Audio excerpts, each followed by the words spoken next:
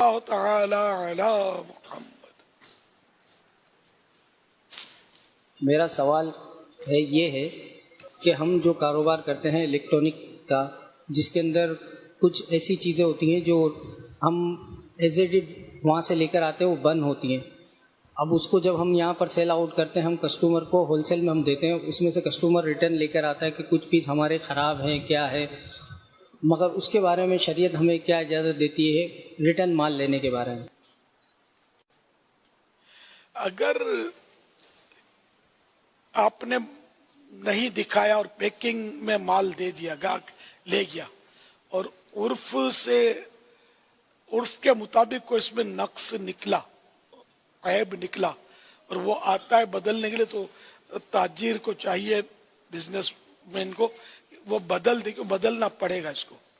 اب اس کی عرف کے مطابق عیب ہو کہ واقعی یعنی کہ اس کو عیب مانا جاتا ہو، اس رواج کے مطابق، معمول کے مطابق،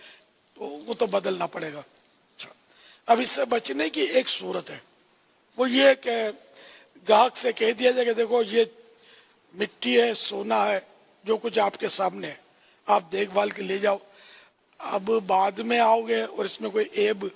خامی آپ نے بتائی مجھے، تو میں اس کا ذمہ دار نہیں ہوں، میں واپس نہیں کروں گا۔ تو اس طرح اگر کر کے بیچیں گے نا تو آپ کی بچت ہو جائے گی، واپس آپ کے لینا آپ کے ذمہ نہیں ہوگا۔ واللہ تعالی اعلم ورسولہ اعلم عز وجل، وصلی اللہ تعالی علیہ وآلہ وسلم۔ صلو علی الحبیب صلی اللہ تعالی علی